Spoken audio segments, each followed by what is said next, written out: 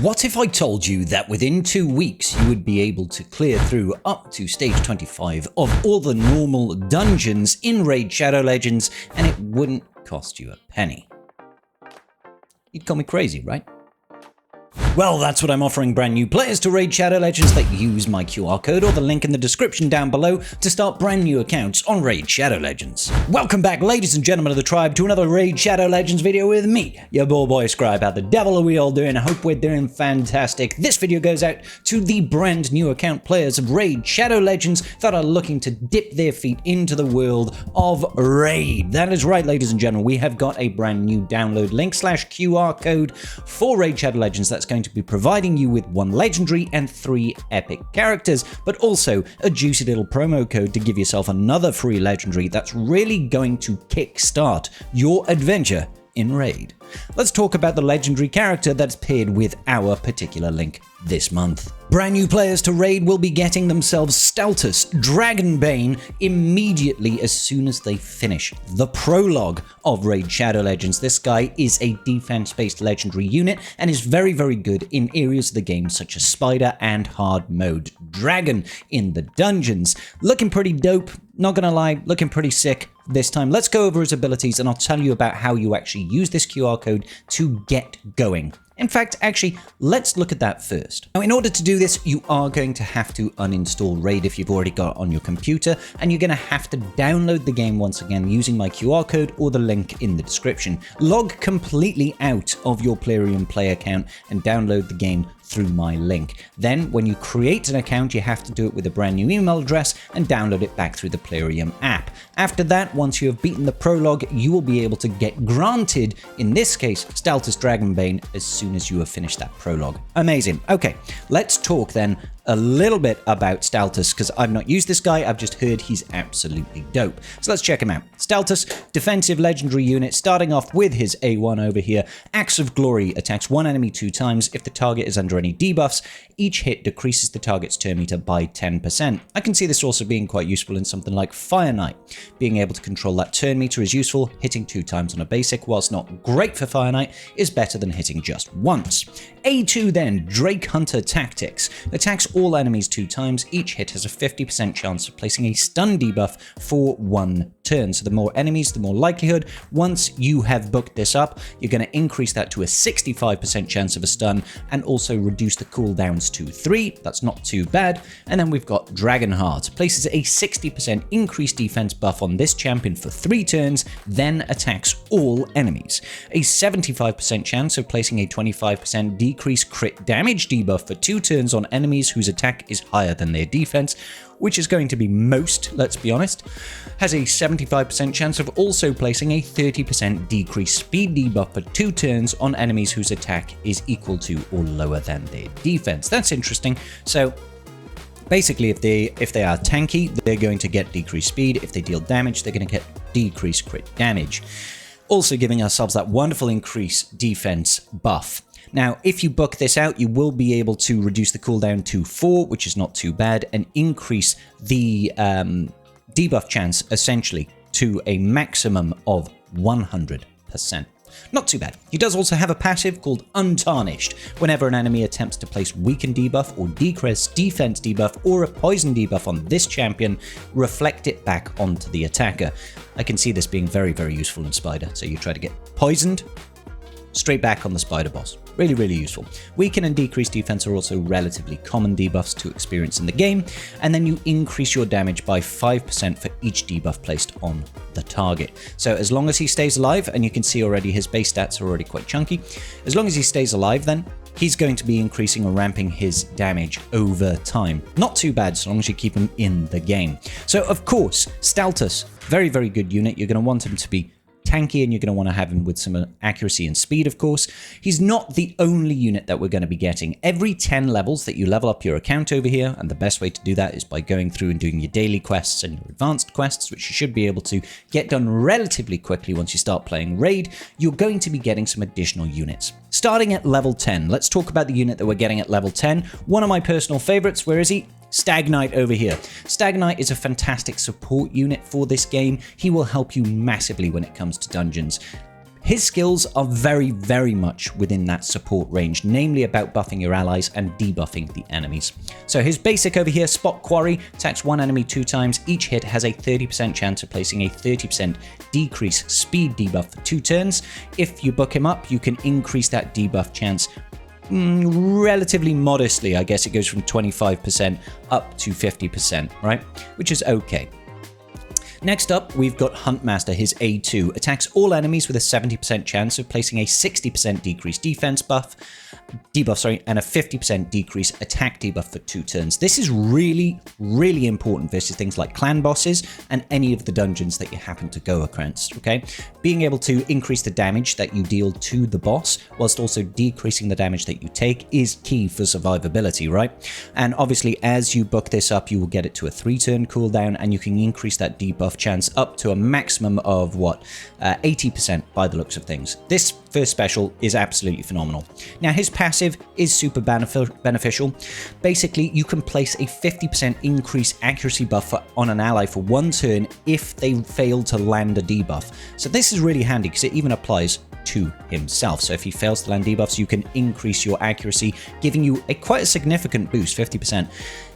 Likelihood of landing that debuff, and it applies to every single person. Really, really handy. Really, really handy. Now, once you hit level 20, we will be getting another unit, and this is one that I do not have, but it's one that I want. Let's go over to the index over here and to the Ogrin tribes. We are going to be looking at the epic unit Ugo over here. Epic support unit. This guy is very, very useful for survivability. He's also going to be your healer and reviver, okay? Attacks one enemy on his basic, a 35% chance of placing a leech debuff on the enemy. That leech debuff basically gives you a source of continual healing as you attack that particular enemy, and it has a 5% increased chance of landing for each enemy that is alive. Booking it up just increases that damage, but he's not really a damage dealer.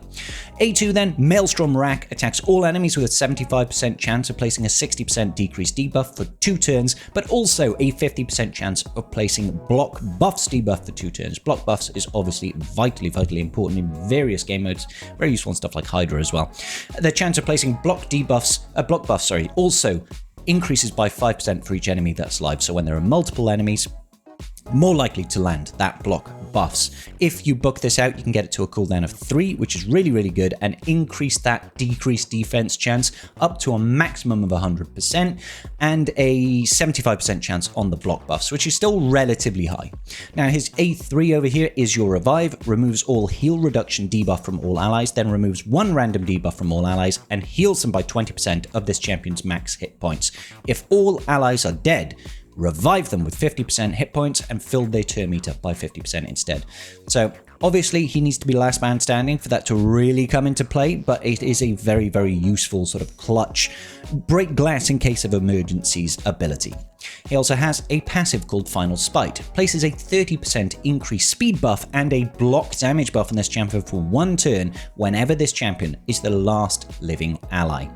So basically, it just gives you that opportunity to get that AoE revive off, giving him that block damage buff, giving him increased speeds. Obviously, those can be cleansed off, but it kind of works to be a clutch, sort of last-minute save.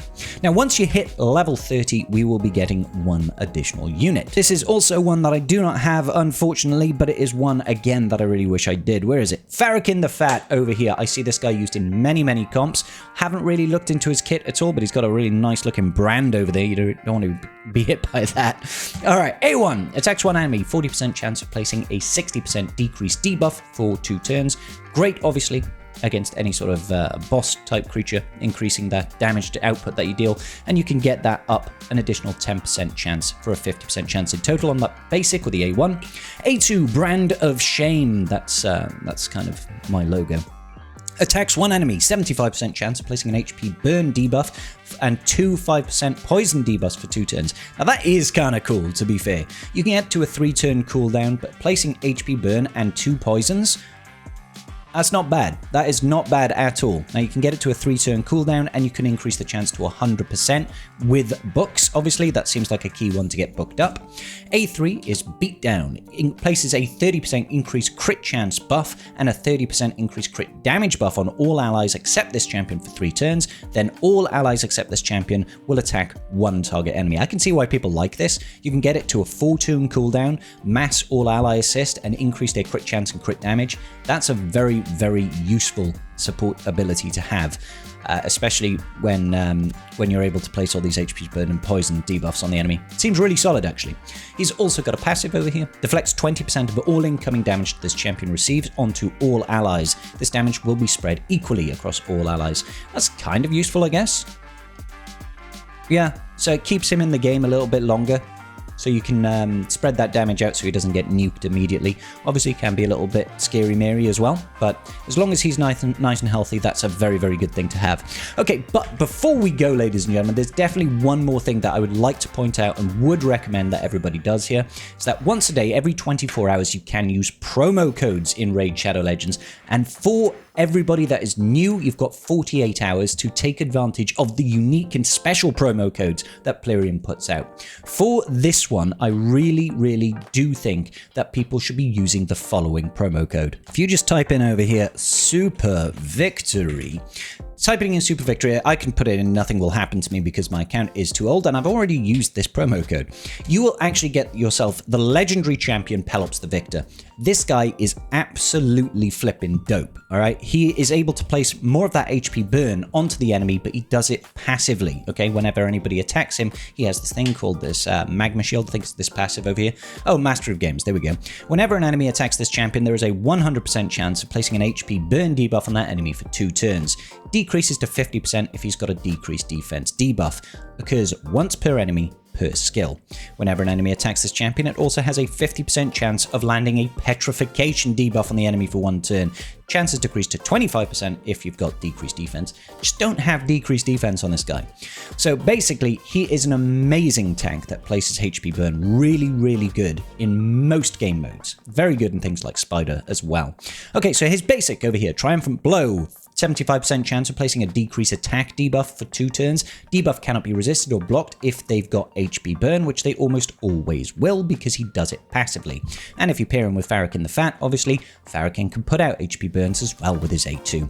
Speaking of A2s, we have got Gorgon's Bane, or Gorgoa's Bane, sorry. It will ignore 50% of the target's defense if they are under an HP burn debuff, which again, they should be.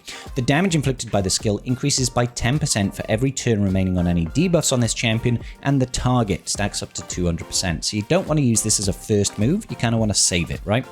If the damage inflicted by the skill is less than 50% of the target's maximum hit points, steal all the buffs from the target and place a stun debuff on them for 2 turns. These effects cannot be resisted if they're under an HP burn debuff. Really, really useful if anybody's got stuff like Perfect Veil, or if they are under if they ignore damage and stuff like that. Or if they're taunting, or if they've got counterattack, any of that good business, he'll be able to just steal it right off them. Really, really useful. Next up, we've got Victor's Bounty, and this is the most important ability on Pelops' kit. If you can get one ability booked, please try and make it be this one. Obviously, we can't really do that, but here we go. Place a 50% increase attack buff and Magma Shield buff on all allies for 2 turns. The value of the Magma Shield is equal to 30% of this champion's max hit points. Definitely in your interest to try and max out this guy's hit points as high as possible. Then you also get a taunt buff on Pelops, so enemies are going to be forced to attack him. When you pair that with his Victor's Bounty, Master of Games, passive, he's going to place that HP burn on the enemy, right? Force them to attack him, and then he's going to reflect damage back. Decrease the damage all allies receive by 20% while this champion is not under decreased defense. If there are multiple champions on the team with the skill, only one will activate. Really, really useful ability, okay? I love Pelops. Highly recommend people use him. I paired him alongside with Tagore in the past. You could probably do it with Ugo to just blitz through the entirety of the story mode campaign, or you could throw him in with Farrakhan the Fat for a really good dynamic duo. Basically, Combine this with the other epics that you get in this, and certainly with the legendary unit Steltus, you will be able to beat the entirety of Brutal Campaign, possibly Nightmare, within about 2 to 3 weeks, depending on your playstyle, but also be able to clear through all of the dungeons at a high level. It is a really fantastic start to the game, and it will get you in a good position as you progress into the mid-game. Ladies and gentlemen, if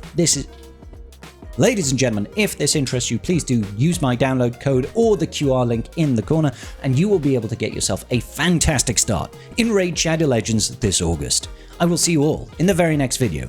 Peace out, and big love.